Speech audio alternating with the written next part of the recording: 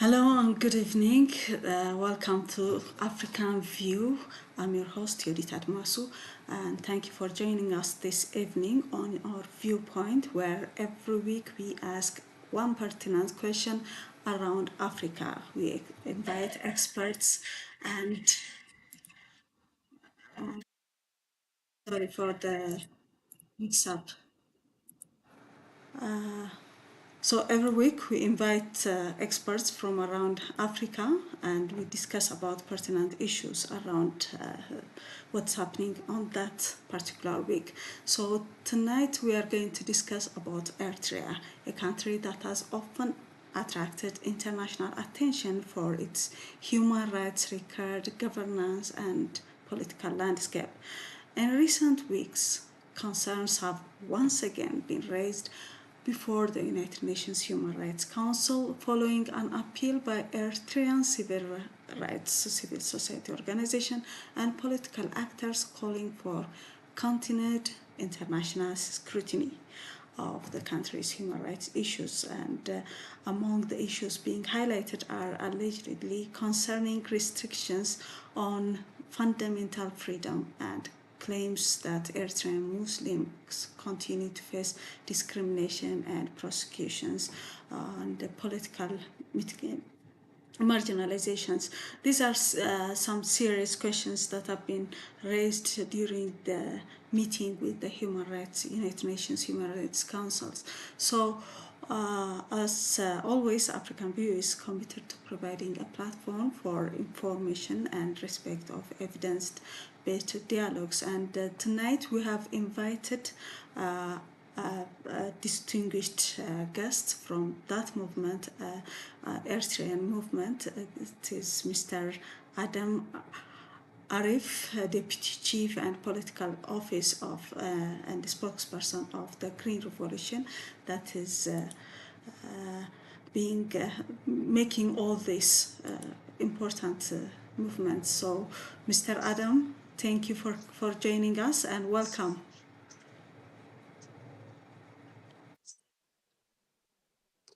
Thank you for having me.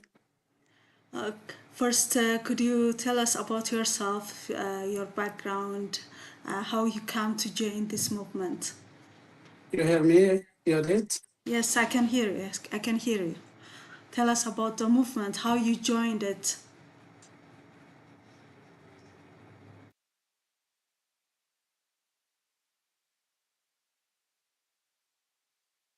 Can you hear me, Mr. Adam? Tell us about the movement, if you can hear me.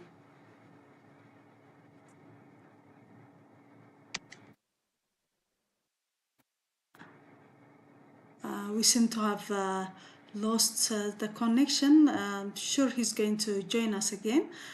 But in the meantime, let me just want to talk about some of the points that have been raised in the international arena, because the Eritrean government, it's the government that is been over 35 or close to 40 years that has reigned, and during those times there have been a lot of persecutions of the Muslim community.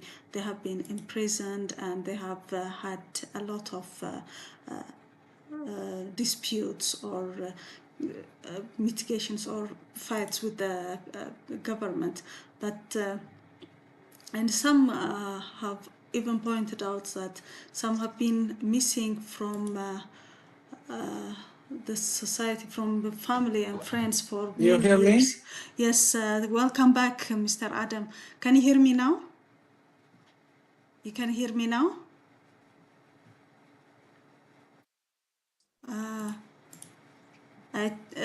Is your mic? It's your mic? So they have been missing for a number of years. Some even have been missing as long as 35 years without a trace. So all these have added to the grievance over the years, and they have had to fight the government on these issues. So let me try to get Mr. Adam, and then we'll be back. Yes, Mr. Adam, can you hear me now?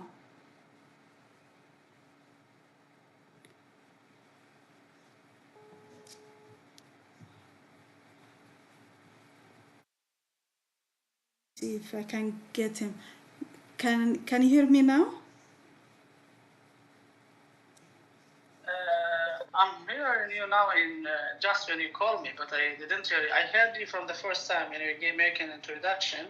And then when you let me join the live, then it was, I didn't hear you. Sorry about that. So can we do we can use this speaker if it's okay with you? If the echo is not disturbing us? Okay. Just try to do it the best way you can for you. Okay, no problem. Yeah. No problem. Okay. I think we lost the voice, so our audiences can hopefully hear us. So I was telling our audience about movement and the kind of the problems that are facing the Muslim community of Eritrea, and to fill the gap. So, but I would like to know, how did you join the movement first? How was it for you?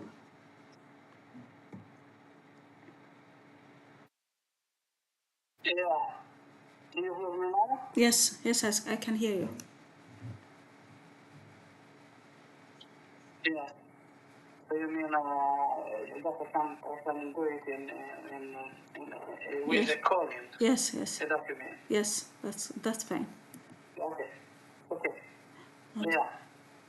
Yeah, first of all, let me introduce myself. My name is Adem Arefa. I serve as the deputy head of the political office and the official spokesperson of the Eritrean Youth Movement for Unity and Justice, known as the Green Revolution.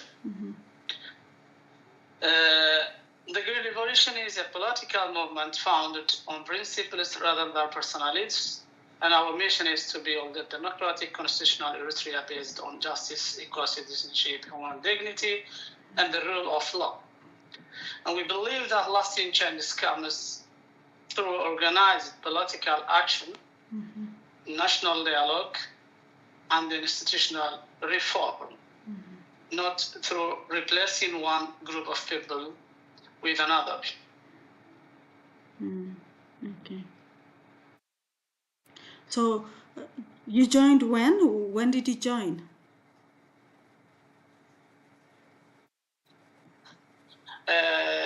When did I join the movement? Yes.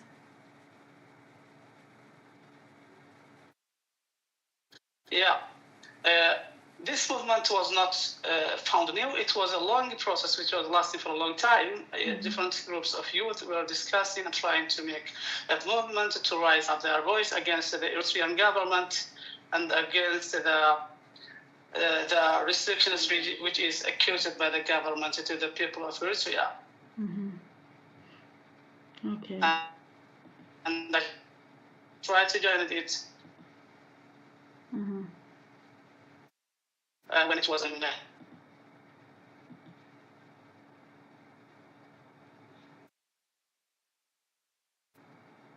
Okay. Yeah. You're breaking up.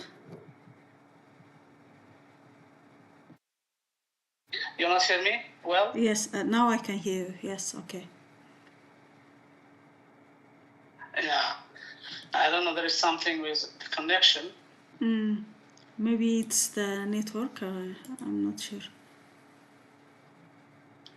I have a full network from here. On my side. On my side, actually, I have a full net. I don't know what about you. If that works for you. Yeah, it's working for me. I don't know, but anyways, you're out of the room. Maybe Or your connection. okay. Yeah. I thought that you were in the room. but I don't know if you try. If you want me to try it again, then I can try to join. Yes, Shall please. Shall we try? Yes, please try it. Yes, we can do it. Is that the same link? The same link, yeah.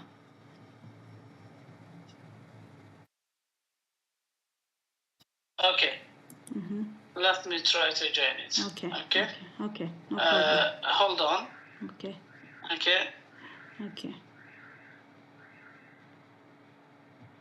Then I get two choices from that one. I join room with camera, and then I. Yeah. Okay. And now. Yes, that's good. You see me? You have joined the room with camera. Yeah. Yeah. But I think you see me. I cannot see you, but I think it would. Okay. We have to close the calling. No, it's Let me okay. try to join. Yeah? It's coming. I think maybe it's the network. Yeah. There you are. Yeah, you are here now. Okay. That's good. Yeah. Okay. Okay, now you can continue. Yeah? You hear me now and I see you. Yes. Do you hear me good now? Yes.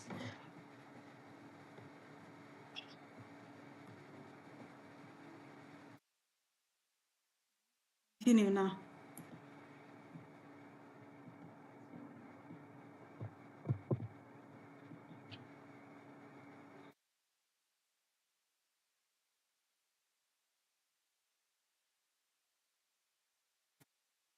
Yes, you can continue now.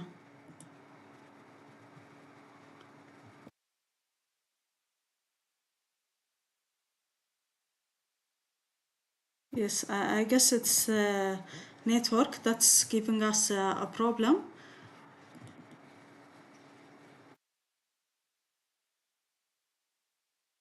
Can you continue now?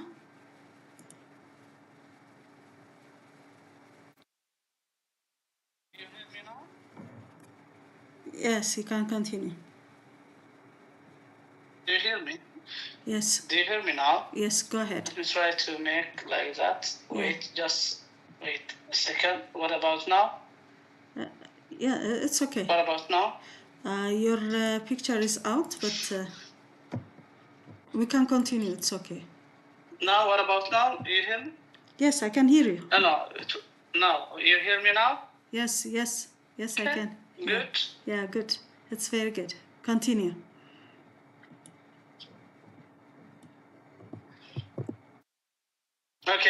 Okay, continue about, you're telling me about joining the movement. When you first joined, it has been a number of years, the movement. How was it? How did you start? What was the journey like? Yeah.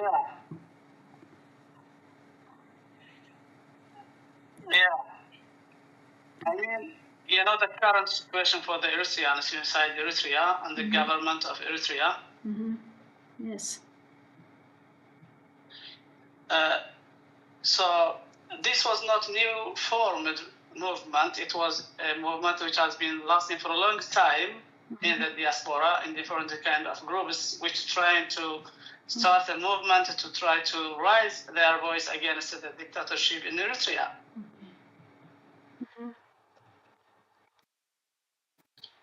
So it's part of that movement?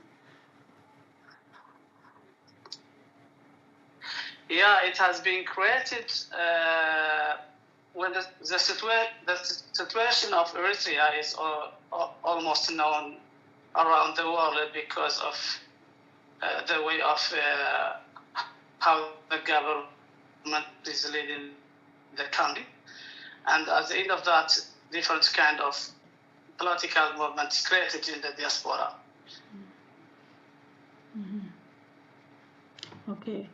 So you joined the movement then? And how was the journey to Yeah. reach at this stage?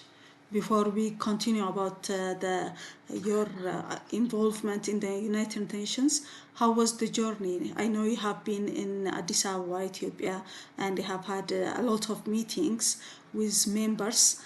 How was that? What was the journey like? Yeah. Nothing is impossible. Everything has a price, and everything needs more time. And as soon as the person has in his own beliefs that he's going to do something for its own people, he's going to try to do the best. It was not easy, and we tried to create this movement, and at the end, we succeeded, and we have tried to hold our first meeting in Addis Ababa, as you said. Well, many opposition movements emerged with promises of reform. What is so different about the Green Revolution from previous or other Eritrean political movements? What makes you different, unique? Yeah, what makes us different from the other political movement, it's simply because we focus on building institutions instead of personalities, and we are driven by a clear political vision. From the day of the state of Eritrea is founded, we have a good understanding of the Eritrea country and the government, how it's ruling the country, and we invest in political, educational, and leadership movement developments for our members. This is the way how we can work, and we have a lot of members who has been living in Eritrea before they move it to the outside or to the neighboring countries, seeking the justice. And the majority of this movement is ruling by the group of youth who have the potential and the energy to create a country that believes in justice and ruled by law.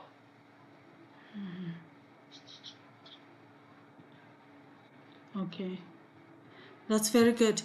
Your movement has spoken about widespread human rights violations in Eritrea, especially on the Muslim community. How's that about? What was the violations like? What are some of the violations that you have observed?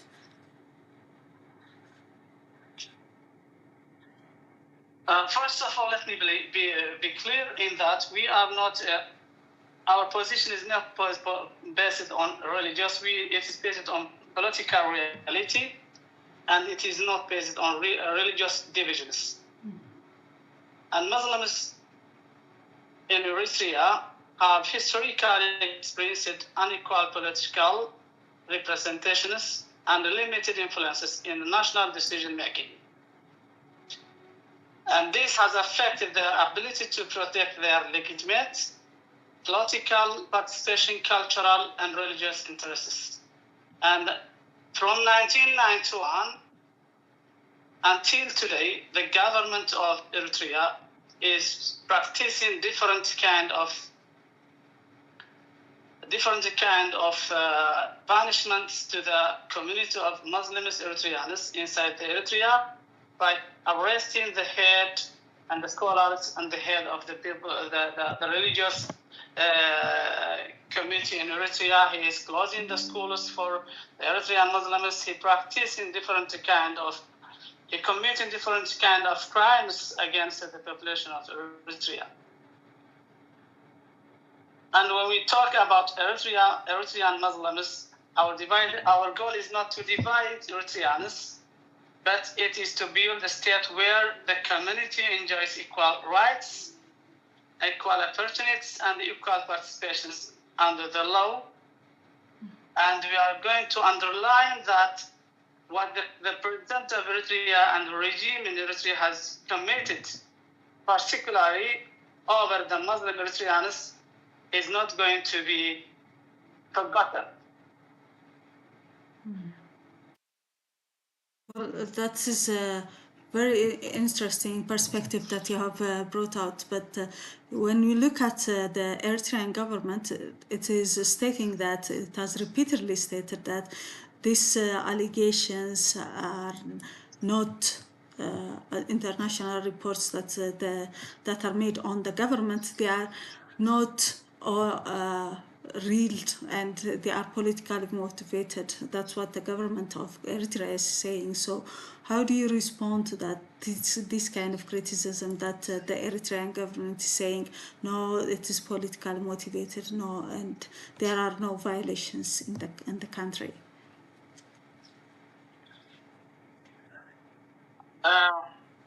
Well, we know that inside Eritrea there is no human rights situations, there is no support of accountability mechanisms, there is no protection for victims, whether they are religious, whether they are journalists, whether they are politicians, whatever. And what the government of Eritrea is doing is simply he is just denying that, he is just rejecting that. And there are a lot of organizations who working in the human rights have been documented, both governmental institutions and even private, who are serving the right of human rights. So even if he is rejecting that, the reality is not like that, because the current situation is miserable and the people are suffering, and there is no any institutions in Eritrea that works actually, and no law is ruling the country. It's just only a group of people who are practicing their power in the way they like. Okay, that's interesting. Could you just give us, for the audience, some of the injustices that are being observed in the Muslim community and other community members of Eritrea? Could you give us some insight as to what's happening, what's going on? Well, because I'm talking on behalf of the right of the Muslim Eritreans, I would like to begin what happens just in the near few months ago in Eritrea. Mm-hmm. The Sheikh Adem Shaban has been arrested in a town which is called Kinda. Mm-hmm. He is a religious leader. Mm-hmm. He has no any political interests.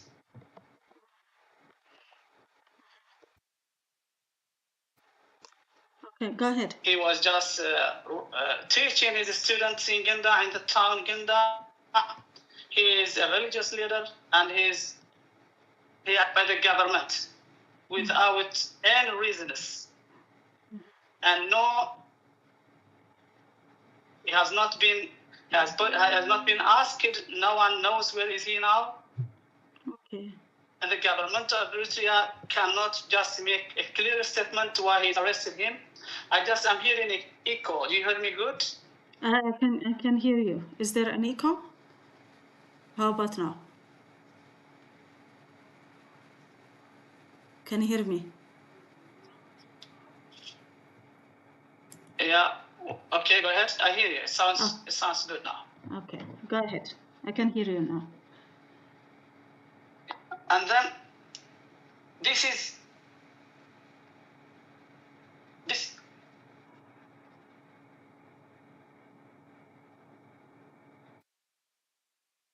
Yes, I can hear you. Go ahead.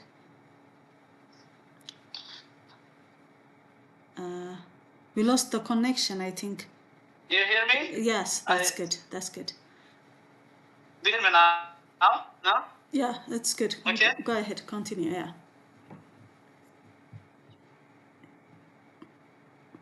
Yeah. And since 1991, there are a lot of different religious leaders in Eritrea who has been arrested by the Eritrean government. As I said, this example of the Sheikh Adam Shaban is that happened on this year, last year. It's actually for more than 9 or 8 months. So since 1991, he has been arrested, Sheikh Maranat. He was a judge and he was a religious leader in Karen, and he closed the religious school, restricted the Eritrean Muslims community their religion.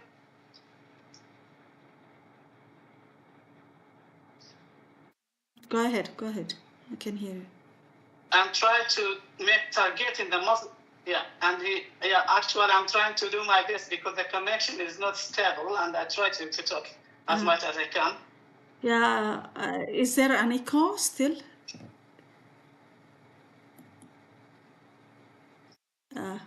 Yeah. Okay. It comes and goes. Yeah, I can hear you. So go ahead. But yeah. Okay. From 1990, the government of Eritrea has been arrested the religious leaders in the Muslim community in Eritrea, and this is continuing. It's continuing. It's not. It does not have any end, and there are a lot of religious leaders, even which I cannot remember now to just tell you all the names, but the Eritrea has been targeting the Muslim community, and this started since 1991. Fortunately, the Muslim community was the community who supported the government of Eritrea during the struggle of the war which was occurred between Eritrea and Ethiopia. And he to the opposite of that, he's doing what? He's taking the religious leaders and closing the schools of the Muslim communities in Karani, in Masawa, in Ginda, as well in Asmara, which was happening in 2017. He arrested Sheikh Haid Musa, and the reason was because of a Dia school. The Dia school is a school for the Muslim community who is living in Asmara. So what is basically the discrimination, the background for the discrimination the government saying? Is it because of the religion, or is it politically affiliated, or is it something else? What is the justification that the government of Eritrea is giving? The government of Eritrea cannot give an answer because he's committing a crime and he knows that he is doing wrong. Mm-hmm. If it was politically motivated, these actions that the government is taking, if it was politically motivated, why he is not saying that these people are armed? Even so, if they were politically different ideas, they should not be arrested. Yes.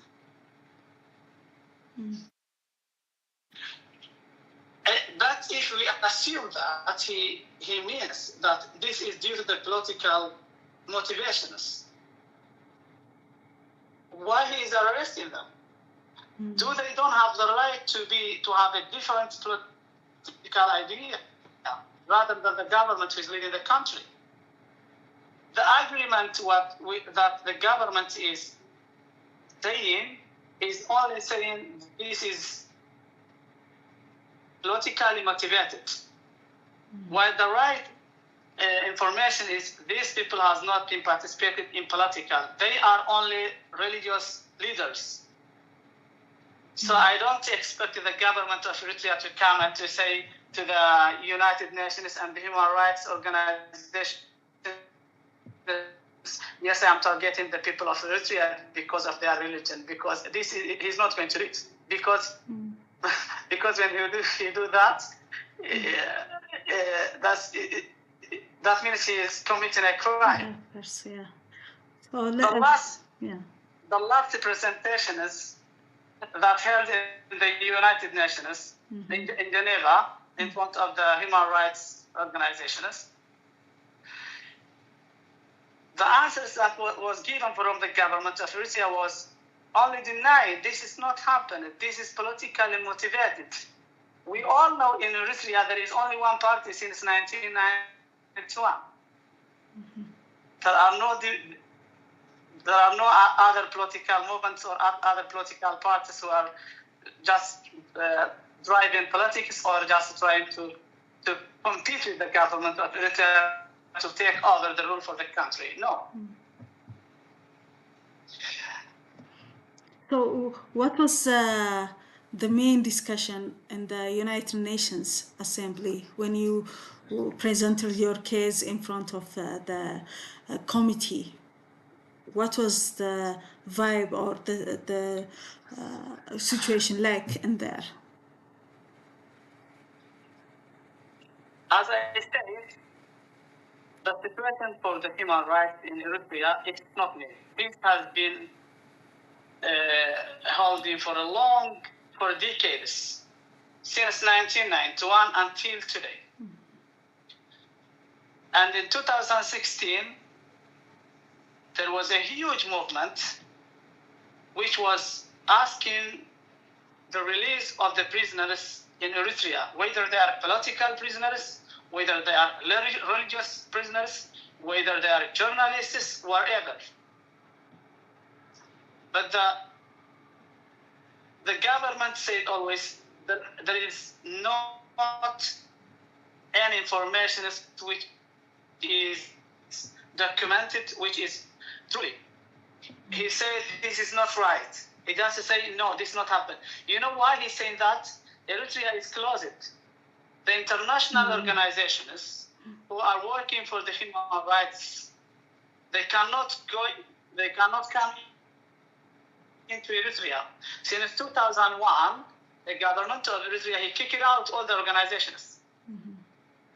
Even the organizations of the UNCHR, the WFP, who were supporting in schools, in different organizations, to the poor society, he kicked out all of them because he decided to close the country, to rule the country in fear, not in justice.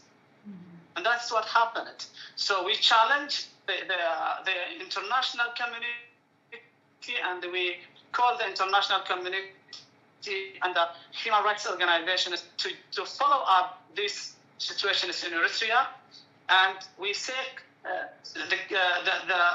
release for these prisoners, whether they are politically or religious or whatever. If you commit a crime, you have to be asked in a court, and you have been called in the court. You should be told what you have committed. In Eritrea, there is no any constitution.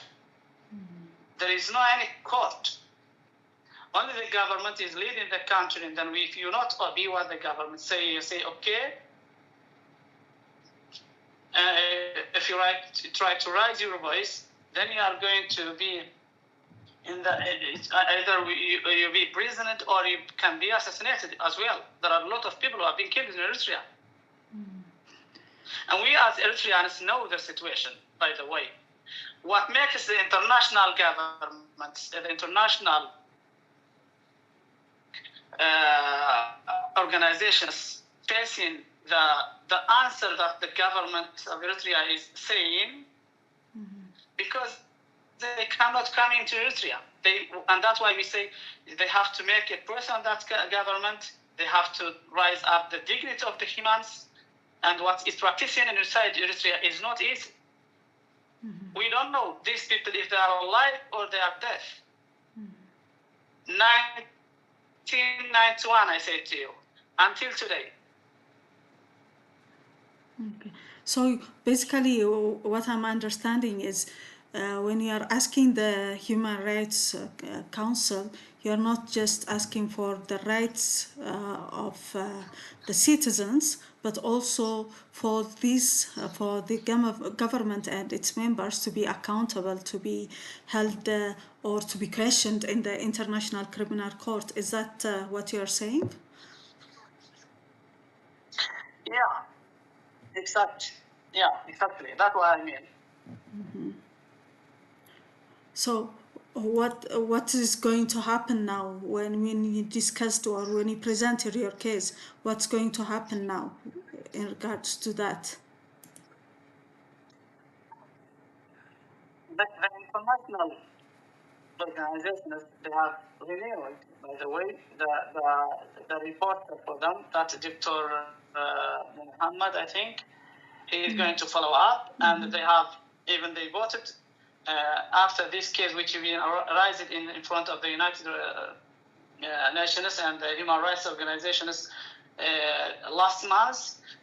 So we win the case in front of the government of Eritrea, and there are a lot of countries who are supporting these organizations to follow up the situations of these prisoners inside Eritrea and the human rights situations in general inside Eritrea.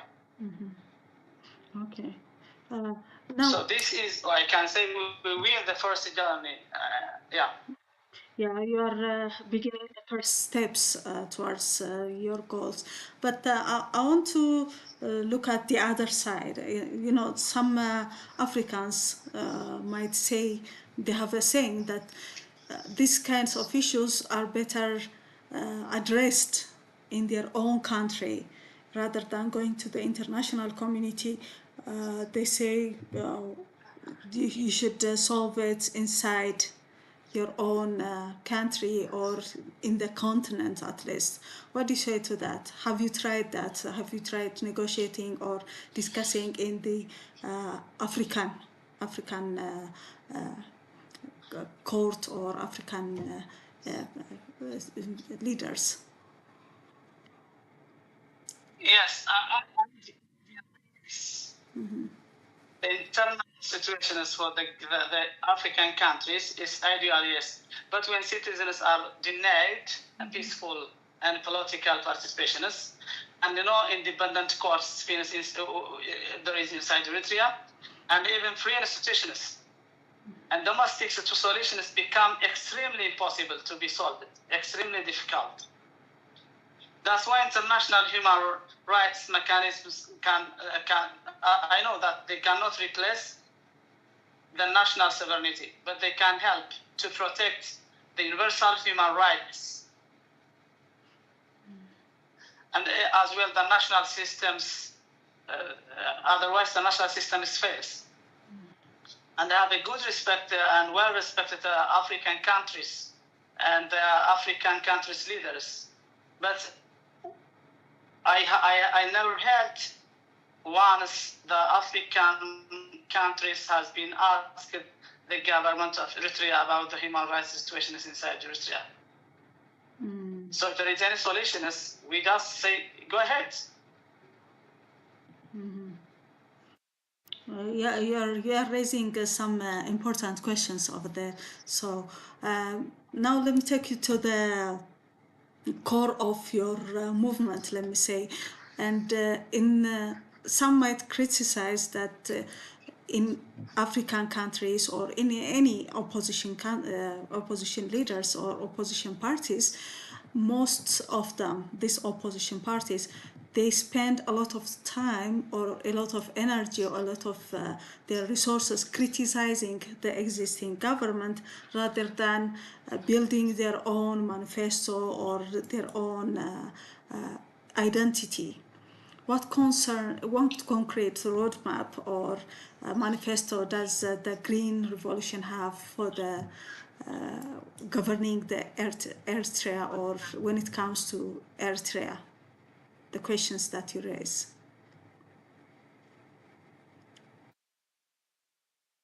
Am I making myself clear? Yeah. What I'm saying is, it's clear. Yeah. Shall I rephrase it? Maybe let me rephrase it. Some say that in opposing parties in any government, in any country, when it comes to African countries or other countries, the opposing party, they spend a lot of energy, a lot of their time criticizing the existing government rather than building their own manifesto, their own ideals in governing the country. For example, in this case, Eritrea. What is your perspective, or what's your roadmap? What is your plan for the country? How to govern it in the future? What are you going to do that's not being done by this government? Okay. So constructive verification is an essential part of the democratic politics. If you don't know to criticize, and if you don't know to analyze, then you can't understand politics. This does not mean you are going to spend a lot of time in criticizing the government. And this is what we are doing now. We are not criticizing only the government. We as Green Revolution, we are not only criticizing the government. Why we use the criticism? Just to make clear what the government of Eritrea has been committed for the crime against the Eritrean people in general, and particularly against the Muslim community. Trying to make diplomatic connections with the neighboring countries, and that's why, as a result of that, that's why we were in Addis Ababa in Ethiopia. And our roadmap is based on how we use both the diplomatic solutions and even the way that the government of Eritrea understand. So we try to work in two paths that is completing each other, criticizing and try to say to the government, stop committing crime against the people, and try to make the human rights situations in Eritrea globally. This is one mechanism. And we have different mechanisms that we can use as well to face the government of Eritrea to solutions that can ensure Eritreans' future as a state at a state of that is going to be ruled by the law, and the Eritreans get equal participation of political participations. How we think to rule Eritrea, as soon as we are justice seekers, then our main goal or ambition is based on justice for all the people of Eritrea. So, what's your reassurance for the Eritreans? Because, to be honest, not just Eritrea, but the northern part of Ethiopia also, they are very much tired of war, conflicts. That has been synonymous with the north part, as we all know. And the people are really tired about that. And what reassurance can you give them that there will not be that kind of conflict, that kind of perishing of the young, the elderly, the children? What's your reassurance for the Eritrean people?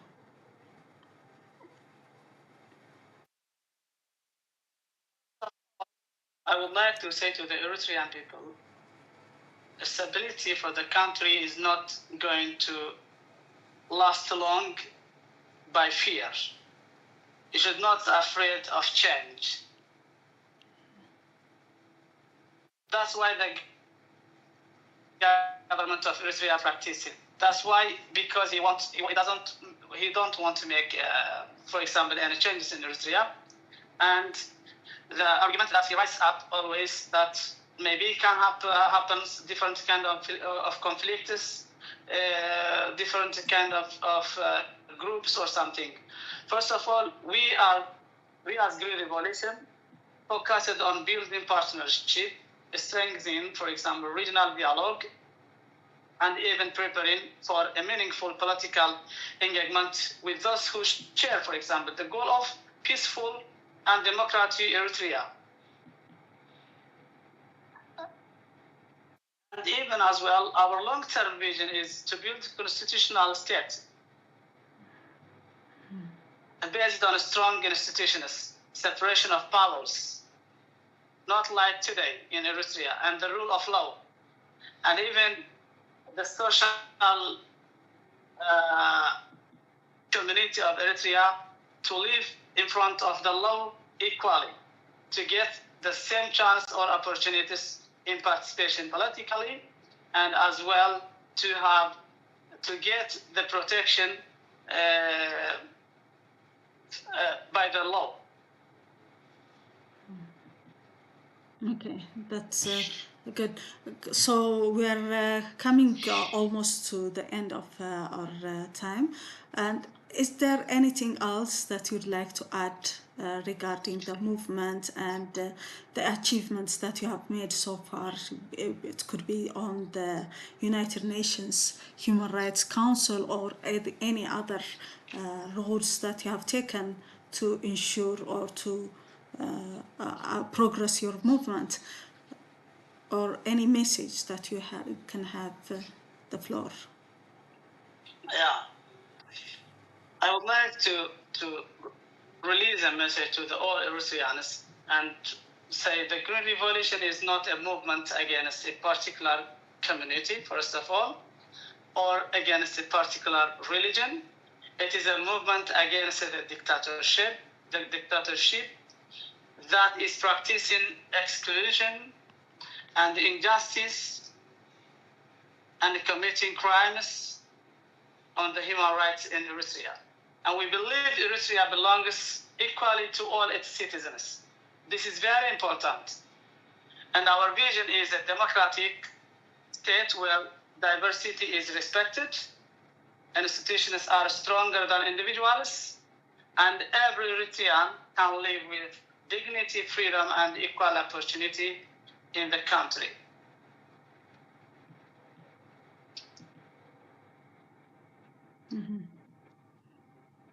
Okay. Thank you, Mr. Adam. I think I have really tired you out, huh? So that was a very interesting conversation that we had. Thank you very much, Mr. Adam. And I wish you and your movement to have all the best, And hopefully you will catch up again and discuss some more in the future on your progress and what's been happening. And thank you again. I'm thankful for you, Yadid, and the Horn of Africa. You are raising a good discussions and very important points according to the African countries. And I am blessed to join you today, but I'm very sorry because the connection was not that much good. I hope I tried to answer some of your questions. It's okay. Thank you very much. Thank you very much. Technology, sometimes it works, sometimes it doesn't. So it happens everywhere. Okay, thank you very much. Yeah. Thank you. Okay, dear viewers, that's all. That's all we have on the discussion of the Eritrean youth movement. So that's all we have at a time for tonight. Hope you had some idea on what the movement is all about and the activities that Mr. Adam and his partners are trying to do. So we'll follow up in the future and see what's happening and what developments have been made regarding the human rights situation that's happening in Eritrea and the actions the United Nations Human Rights Council are they taking, and what's the progress. We'll let you know sometime in the future when it's happening. So next time we are going to invite some other guests on our live stream, so hopefully you'll join us on Saturday where we'll have different guests on current situations in Africa and around the world, what's happening. So do stay with us until next time. It's Yorita Masu, and good night.